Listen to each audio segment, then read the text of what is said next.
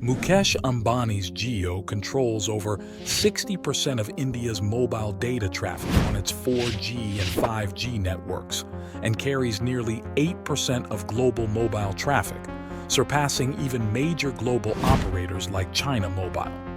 But now, his position is under threat, and the entity tightening the screws on him is none other than the government of India.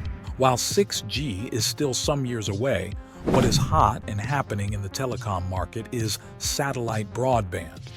Until now, mobile networks connected via mobile towers, but in satellite broadband, mobile networks connect via overhead satellites orbiting the Earth.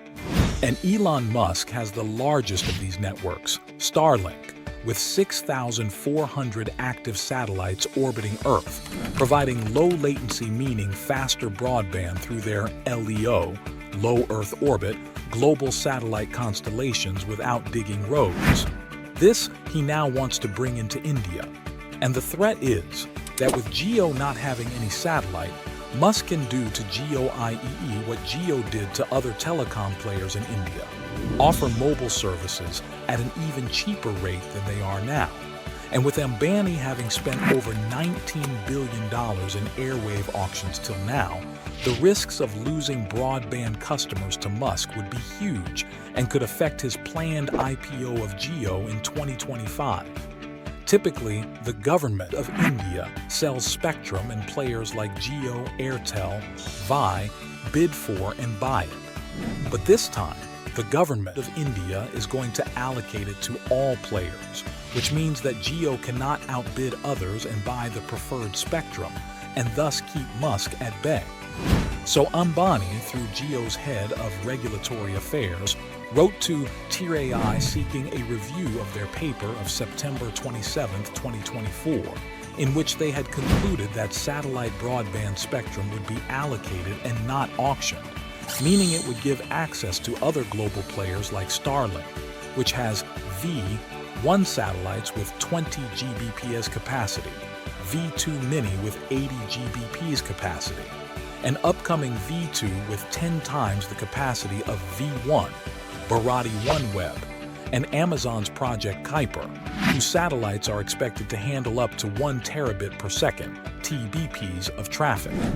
Jio argued that by allocating spectrum, it would go against their own new telecom law that states auction as the default method for assigning spectrum for commercial services. As expected, the Broadband India Forum, BIF, which includes international members such as Bharti OneWeb and Amazon, rejected it, claiming it reflects a misunderstanding of both technology and law. However, Bharti Airtel, which is part of OneWeb, while initially supporting allocation of spectrum, later had second thoughts about it as it would affect their business similarly as Jio. They later proposed a hybrid model, buying spectrum for urban and elite areas, while allocation for unconnected, rural, or remote areas, further stating that the global SATCOM players are using this narrative falsely to get easier terms for themselves. But Ambani, not one to give up, followed on by knocking on the door of his old friend Jyotiraditya Scindia, the telecom minister, requesting via a letter that TRAI's allocation conclusion be reassessed, and even got a legal opinion by Justice L.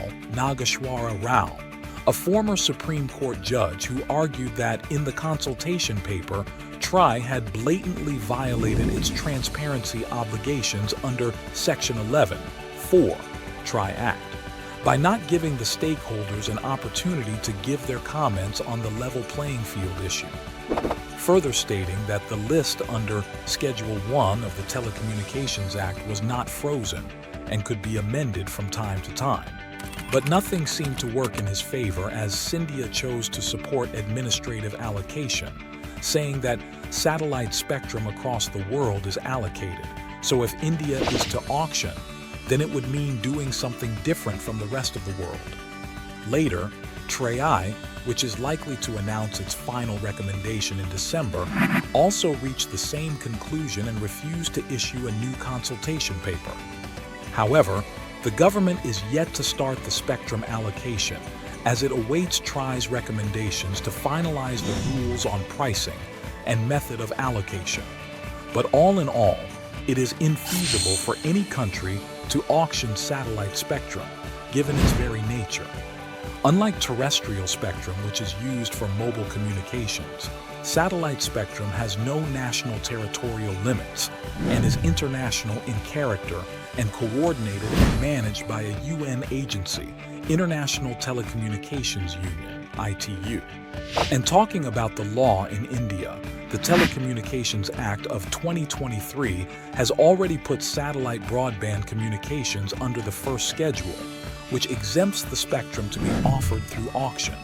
If you can't beat them, then join them.